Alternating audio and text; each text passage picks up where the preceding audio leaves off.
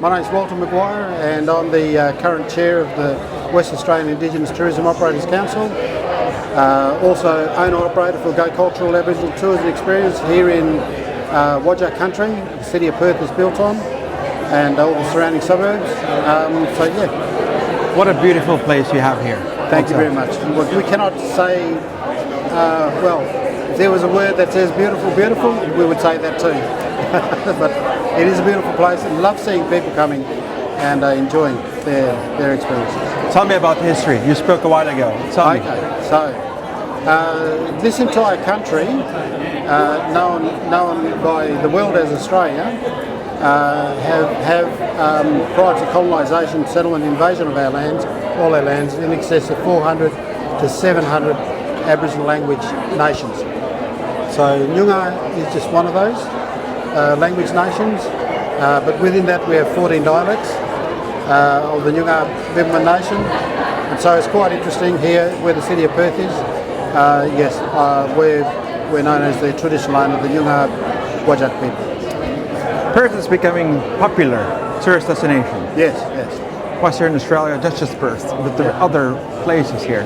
Tell me, how important is this for locals like you?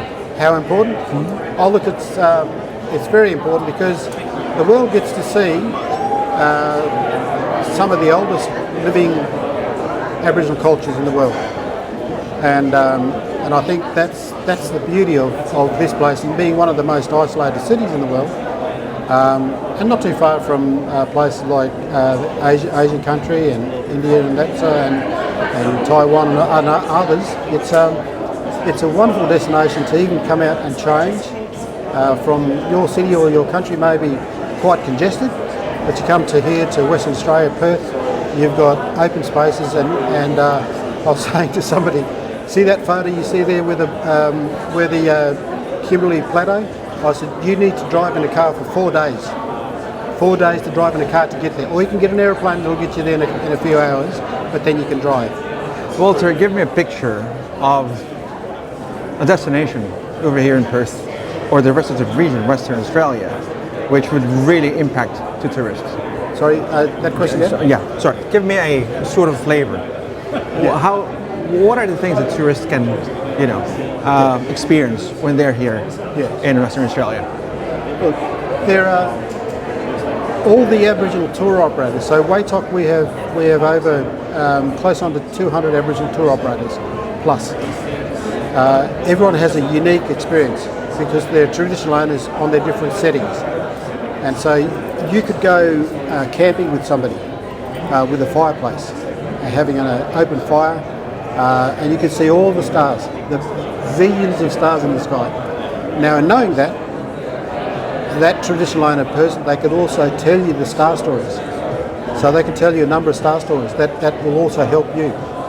See, I think what I find is that people are looking for that cultural connection, and that cultural connection is with the Aboriginal tour operators, because some of our cultures around the world have actually missed that disconnection for their culture and their lands. So we try to, I suppose, in sharing our stories and our songs and our dances, to help people identify and how to reconnect to their lands and their country, so when they go home they can also start looking after their countries a little better, or be challenged, to tell the stories maybe a little bit differently. I've got a boomerang in your hand. Yes. How significant are these things? I mean, you see this in magazines and online. Yeah. Tell me. Yes. So this is commonly known as a boomerang, and of course we have many types of boomerangs. We have a boomerang that actually we go fishing with, but it could be shaped like that. It's shaped like that. Okay. We have fighting boomerangs. This, of course, is a singing boomerang. We have returning boomerangs, and we also have boomerangs that just you can throw, but they won't come back, and we call them sticks. Walter, but yeah. Tell me, how important is sustainability for you? Yeah, look, sustainability is so important, because if you don't find the mechanisms to create sustainability within your cultures, and that may pass or die with you. So you've got to be able to share that with others, young people coming through, and encouraging people to come together.